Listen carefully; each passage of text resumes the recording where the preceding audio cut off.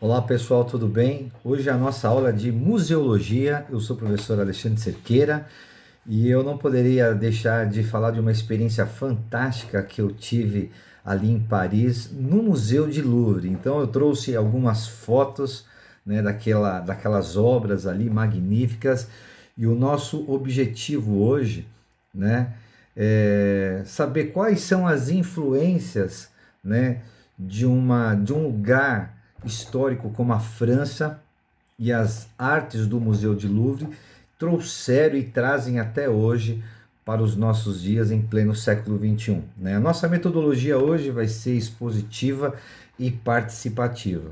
Vamos ver se nós criamos aqui um interesse de aprofundar os nossos conhecimentos na arte, cultura e ciência da época, né? Então, eu não poderia deixar de compartilhar aqui hoje com vocês esse momento tão maravilhoso que eu vivi da minha vida e poder trazer alguma coisa lúdica para todos vocês. Então, aqui está a minha foto lá do Museu de Louvre. Aqui essa foto aqui onde está aquele parecendo uma pirâmide, que aqui é a entrada do museu. Eu estou aqui com a minha filha Débora, e a primeira foto que eu tirei foi sobre a coroação de Napoleão Bonaparte, né? E essa coroação foi no século XVIII e na Catedral de Notre-Dame. Inclusive, essa catedral ela foi inaugurada recentemente, ou melhor, ontem, né, na França, pelo seu presidente ali, porque a catedral pegou fogo 5 anos atrás e destruiu parte significativa da igreja, né? Então, Napoleão ele foi coroado lá, do lado da sua esposa Josefina, juntamente com a burguesia, em plena Revolução Industrial, onde Napoleão, por ser um militar, ele guerreou muitas guerras contra os inimigos franceses, né? E é interessante dizer também de que ele pediu essa obra pintada por Louis David, iniciada em 21 de dezembro de 1805 e retocada pela última vez em novembro de 1807. Né? Ficou exposta ao público 7 de fevereiro a março de 1808. Hoje está no Museu de Louvre, né? E isso foi algo marcante que influenciona até hoje nos nossos dias.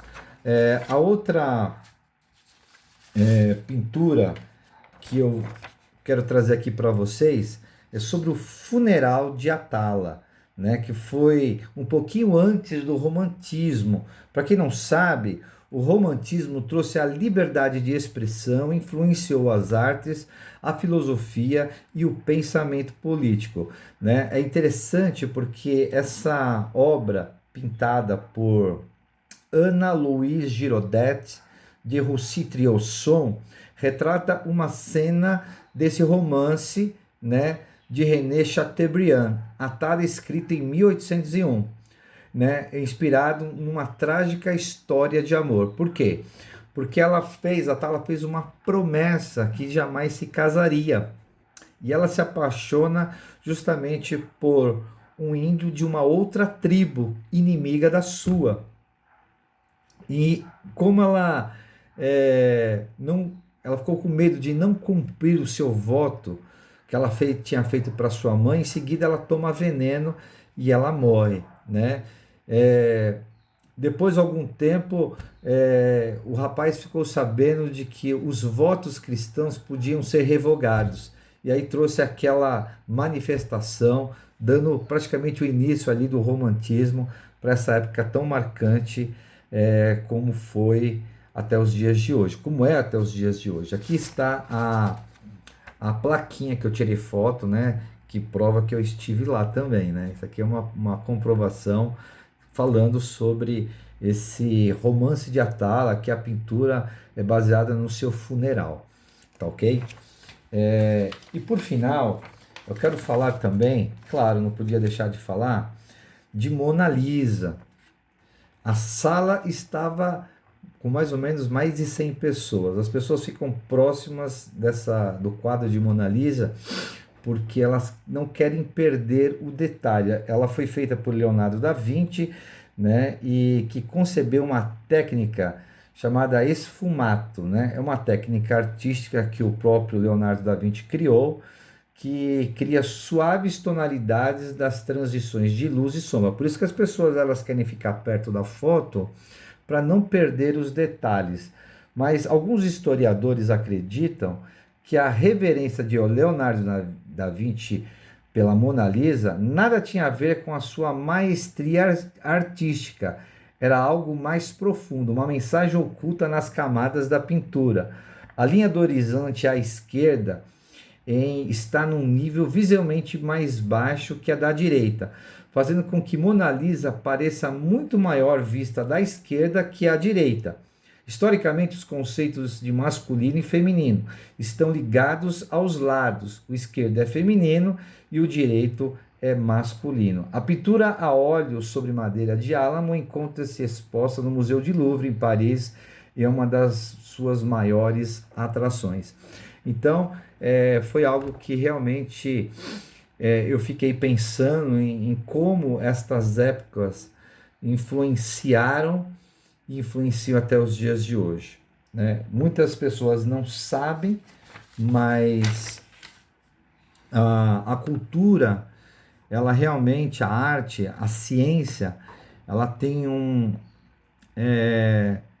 uma influência significativa nos dias de hoje. Muita gente não sabe, por isso que nós temos que, como professores, nós temos que instigar os alunos à arte, para que a história não fique apenas uma história falada, né? Então, que a gente possa estar pensando, né, sobre essas artes, quais as influências da Revolução Francesa, do Romantismo, do Renascimento, trouxe para os nossos dias de hoje.